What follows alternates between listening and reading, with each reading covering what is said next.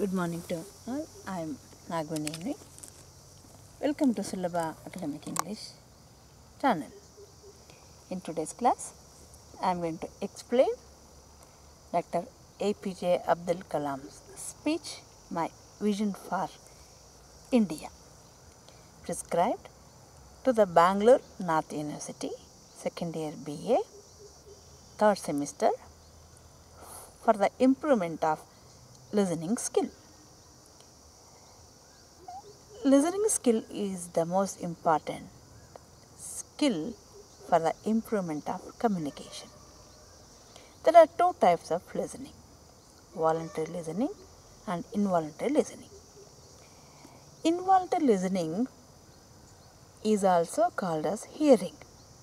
There is a lot of difference between listening and hearing.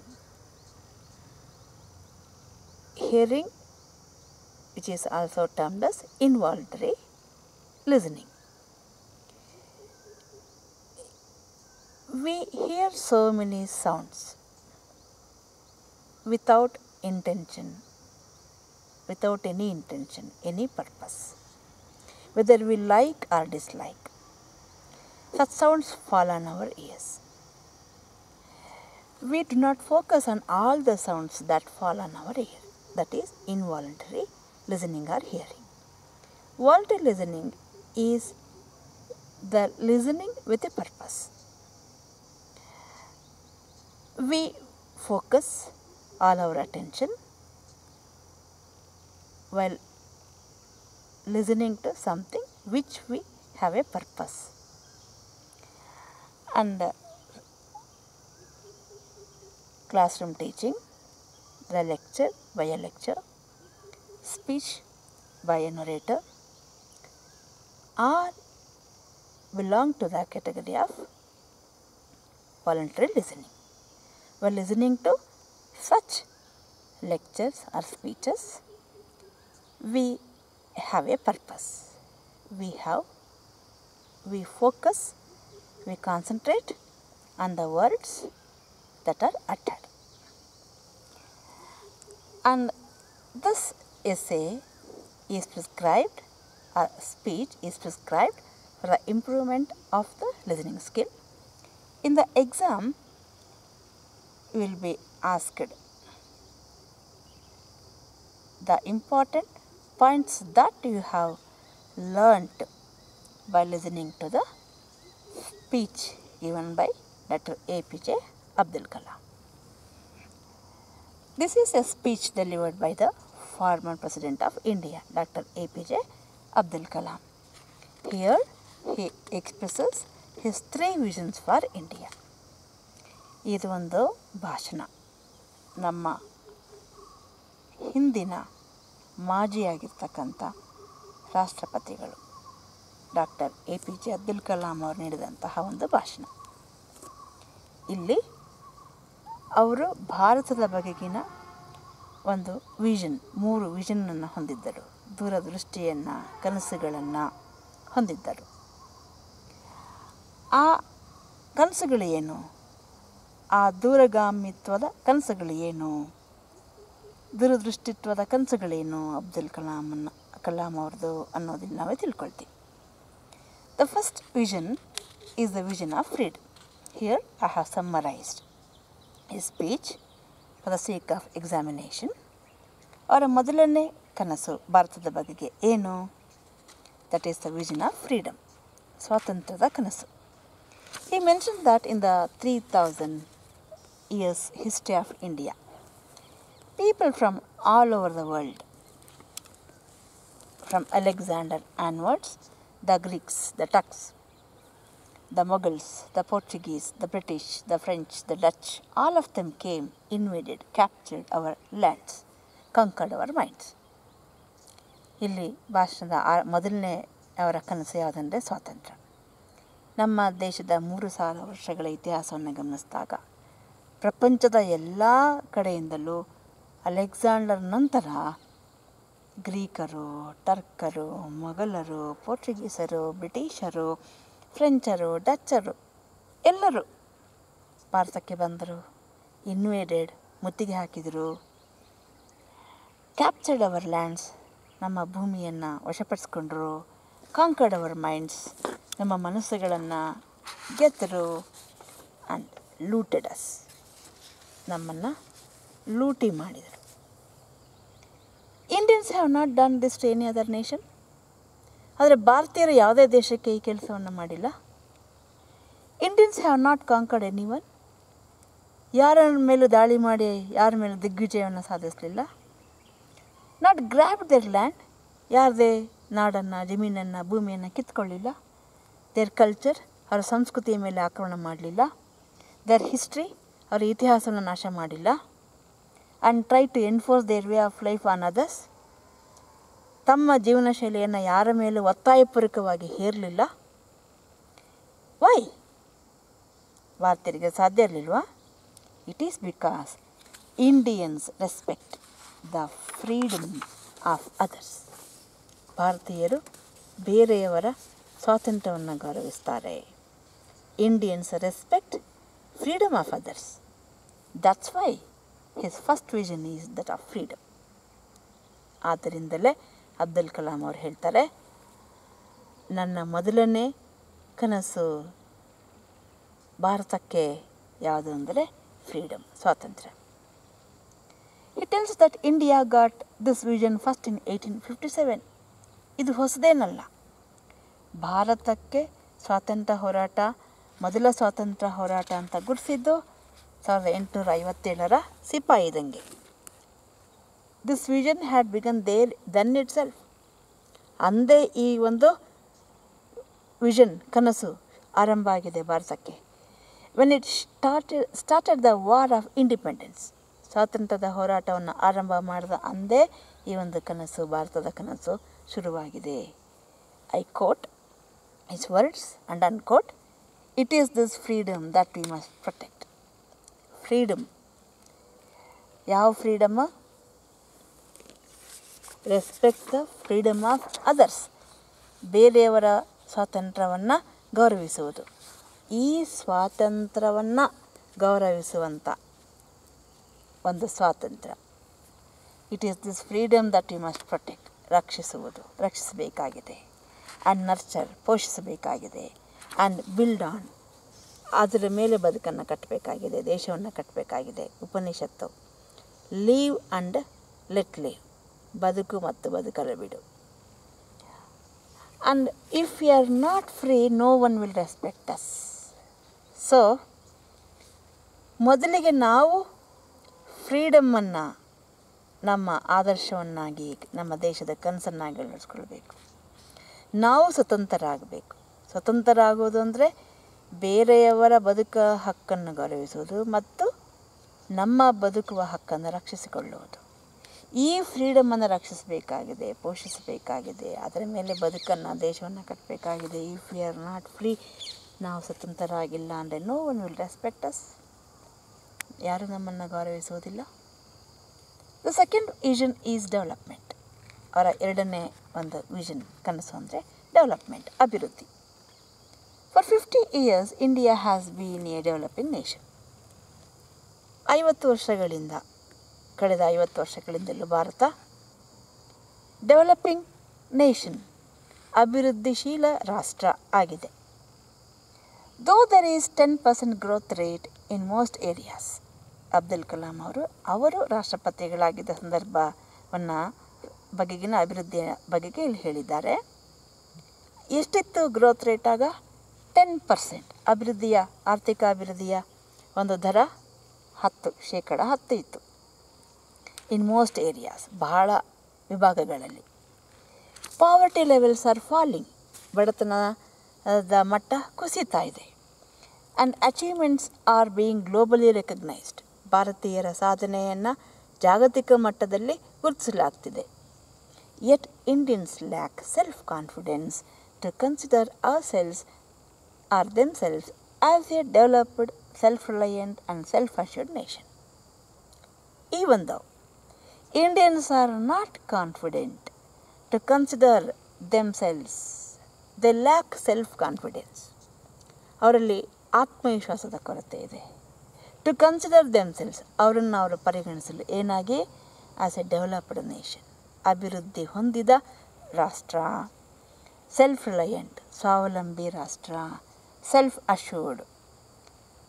Assured ಸ್ವತಃ ಭರವಸೆಯುಳ್ಳಂಥ ರಾಷ್ಟ್ರ ಅಂತ ತಮ್ಮನ್ನು ತಾವು ಪರಿಗಣಿಸಲಿಕ್ಕೆ ಭಾರತೀಯರಲ್ಲಿ ಇನ್ನೂ ಒಂದು ಆತ್ಮವಿಶ್ವಾಸದ ಕೊರತೆ ಇದೆ. As Indians are among top 5 nations in the world in terms of GDP. In terms of GDP, Indians are among the top 5 nations of the world. GDPಯ ವಿಚಾರದಲ್ಲಿ ಭಾರತವು ಜಾಗತಿಕ ಮಟ್ಟದಲ್ಲಿ 5ನೇ ರಾಷ್ಟ್ರ ಆಗಿದೆ. It is time for us to see ourselves as a developed nation. ಆದ್ದರಿಂದ this is the right time for us to consider ourselves, feel confident to call ourselves as a developed nation. ನಮ್ಮದು ಅಭಿವೃದ್ಧಿ ಹೊಂದಿದ ರಾಷ್ಟ್ರ ಎಂದು ಕರೆದುಕೊಳ್ಳಲು, ಆತ್ಮವಿಶ್ವಾಸದಿಂದ ಕರೆದುಕೊಳ್ಳಲು ಸೂಕ್ತವಾದಂಥ ಸಮಯ. The third vision is that India must stand up to the world. 3ನೇ vision ಕನಸು, ದೃಶ್ಯ. ವಿಷನ್ ಅಂದರೆ ದೃಶ್ಯ ಅಂತೀವಿ, ಕನಸು ಅಂತೀವಿ, ದೂರಗಾಮಿತ್ವ ಅಂತೀವಿ. ಭಾರತಕ್ಕೆ ಇವರ ಒಂದು ವಿಷನ್ ಏನಂದರೆ to stand up to the we must stand up to the standard of the world. ನಾವು ಜಾಗತಿಕ ಮಟ್ಟದಲ್ಲಿ ನಿಲ್ಲುವಂಥ ಸಮಯ. Because he believes that unless India stands up to the world, no one will respect Indians. ಭಾರತೀಯರು ಜಾಗತಿಕ ಮಟ್ಟದಲ್ಲಿ ನಿಲ್ಲದೆ ಹೋದರೆ ಯಾರೂ ಭಾರತೀಯರನ್ನು ಗೌರವಿಸುವುದಿಲ್ಲ. I quote and unquote, only strength respect strength. ಶಕ್ತಿ ಮಾತ್ರ ಶಕ್ತಿಯನ್ನು ಗೌರವಿಸುತ್ತದೆ. ಶಕ್ತಿಶಾಲಿಗಳನ್ನು ಗೌರವಿಸುತ್ತಾರೆ. ಶಕ್ತಿಶಾಲಿಯನ್ನು ಮಾತ್ರ ಗೌರವಿಸ್ತಾನೆ. Strength will not respect weakness ಅಂತ. Strength is life, weakness is death. I quote and unquote, Swami Vivekananda. We must be strong. Then we must be strong not only as a military power. Yes, if we have to be a strong nation, we should be strong not only as a military power. ಬರೀ military power ಆಗಿ, ಶಕ್ತಿಯಾಗಿ, military ಸೈನ್ಯದ ಶಕ್ತಿಯಾಗಿ ಮಾತ್ರ ನಾವು ಶಕ್ತಿವಂತರಾಗಬಾರ್ದು. But also as an economic power, ಆರ್ಥಿಕವಾಗಿಯೂ ಕೂಡ ಶಕ್ತಿವಂತರಾಗಿ ಹೊರಹೊಮ್ಮಬೇಕು. Both must go hand in hand. I unquote. Both military power and economic power, they must go hand in hand. ಅವು ಪರಸ್ಪರ ಪೂರಕವಾಗಿ ಒಟ್ಟಿಗೆ ಇರಬೇಕು, ನಡೆಯಬೇಕು, ಪ್ರಗತಿ ಹೊಂದಬೇಕು. He recollects that it was his good fortune to have worked with 3 great minds. ಇಲ್ಲಿ ಅವರು recollect ಮಾಡ್ಕೊಳ್ತಾರೆ. With whom he had worked with 3 great minds. 3 ಬಹುದೊಡ್ಡ ಮನಸ್ಸುಗಳೊಂದಿಗೆ ಕೆಲಸ ಮಾಡಿದರು ಅವರು. And he calls it as is good fortune. ಅದು ಅವರ ಅದೃಷ್ಟ ಅಂತ ಅವರು ಕರೀತಾರೆ. Doctor Vikram Sarabhai, the department of